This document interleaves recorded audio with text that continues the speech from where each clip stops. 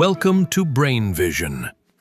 For this problem, we are asked to think about a physical pendulum in terms of a baseball bat, and the oscillations due to impact. So we're given a scenario where there is a physical pendulum. Again, even though it's not really drawn as it, but it's in terms of a stick where O is a fixed position, and this is where the baseball player would be holding the bat. C is the center of mass, and then P is the center of oscillation. The batter holds at O, the pivot point of the stick, and we're asked to figure out what acceleration does the point O undergo as a result of a horizontal force acting towards the right at P on the stick. And then also the angular acceleration is produced by the force F about the center of mass of the stick. As a result of the angular acceleration in part B, what linear acceleration does point O undergo? And then finally, considering the magnitudes and directions of the accelerations in A and C, we have to prove that P is indeed the sweet spot where if the batter hits the ball on the sweet spot, they will not feel the oscillations through the baseball bat. So first, we're thinking about the force. There is a force acting towards the right on point P, which is where the stick hits the ball.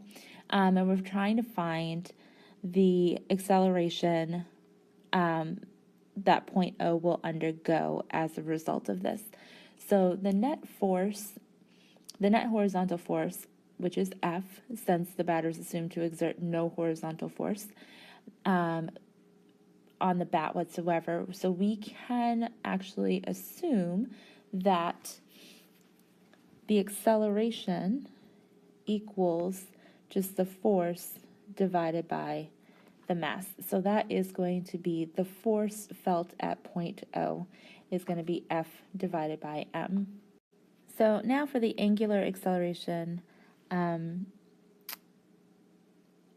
produced by the force about the center of mass of the stick. The only torque is that the system is experiencing is due to force, which is exerted at point P. And P is a distance of LO minus 1/2 L from C, from point C. And since LO is 2/3 L, and we get that information from the example problem where this particular problem refers to, then the distance from C to P is 2/3 L minus 1/2 L, which equals 1/6 L. And since the net torque is equal to the rotational inertia about the center of the mass multiplied by the angular acceleration, we can find our angular acceleration as acceleration equals the torque divided by inertia, which in this case is the force times 1/6 L divided by 1/12 mass times L squared, that which will equal 2 times the force divided by mass times the length. Next, we're being asked to find what, as a result of the angular acceleration that we just found, what the linear acceleration will point O experience.